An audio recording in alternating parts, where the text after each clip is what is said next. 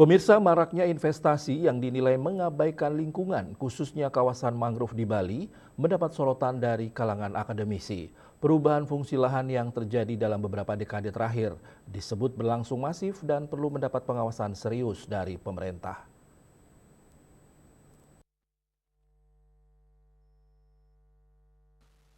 Pakar arsitektur dan tata ruang Iputu Rumawan Salain menilai tata ruang di Bali sebenarnya telah diatur dengan jelas melalui berbagai regulasi, baik di tingkat provinsi maupun kabupaten kota. Ia menyoroti kondisi kawasan mangrove di bagian utara hingga arah barat yang disebut mengalami pembabatan secara bertahap. Bahkan kawasan Suung yang sebelumnya dikenal sebagai sentra industri garam rakyat, kini telah berubah dan kehilangan jejak fungsi lamanya. Menurutnya dalam 2 hingga 3 dekade terakhir telah terjadi perubahan tata ruang secara perlahan namun masif, termasuk di sepanjang jalur menuju kawasan selatan dan bantaran sungai yang kini banyak beralih fungsi. Kondisi tersebut dinilai bukan contoh pembangunan yang baik, sehingga diperlukan ketegasan dalam penerapan aturan tata ruang. Mangrove lanjutnya merupakan tanaman yang dilindungi dan memiliki fungsi ekologis penting, mulai dari menghasilkan oksigen hingga menjadi habitat berbagai biota pesisir seperti kepiting. Selain itu, kawasan mangrove juga dinilai memiliki potensi ekonomi kreatif berbasis lingkungan jika dikembangkan secara tepat.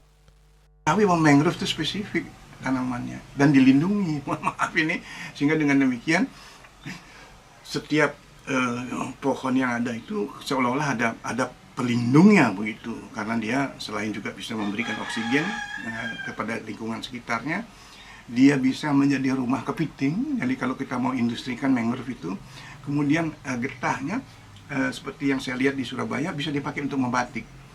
Jadi kalau kawasan Suung itu misalkan dikembangkan menjadi kawasan ekoturism yang berbasis pesisir tanpa merusak, tapi mengembangkan seperti kata tadi ada memelihara kepiting, membuat batik, bila perlu langsung penonton atau pengunjung bisa ikut membatik dan lain-lainnya, lalu makan di situ dan dijaga lingkungannya. Saya kira maju benar, bukan memasang pabrik besar yang saya tidak tahu apakah itu, pertama, izin dari tata ruang memang betul boleh, kedua, apakah dia berkaitan dengan pesisir, ya, yang ketiga berkaitan dengan perlindungan hutan. Jadi mohon maaf, begitu banyak orang perhatian menanam di mangrove, termasuk beberapa komunitas yang berkaitan dengan kegiatan saya menanam ke sana, di Mutesari ke barat itu nanam itu, ada dengan Jepang dan lain-lain melakukan kegiatan. Nah sekarang kok di titik yang lainnya ada yang berusaha untuk menggunakan fungsi yang tidak sangat memperhatikan dengan ekosistem. Jadi saya pikir kalau ada sekarang mulai ada pansus yang melakukan kegiatan, saya kira seluruh komponen bisa melakukan investigasi untuk menyatakan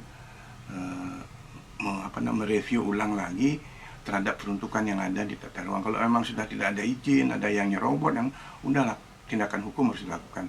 Dan yang terpenting lagi bukan kepada pengusaha-pengusahanya, tetapi siapa yang dibalik memberikan izin itu harus dipanggil, harus diselidik itu. Sehingga dengan demikian kita yang tinggal di daerah pesisir selatan ini sangat bergantung kepada benteng atau perlindungan mangrove itu dari segi ombak dan lain-lainnya.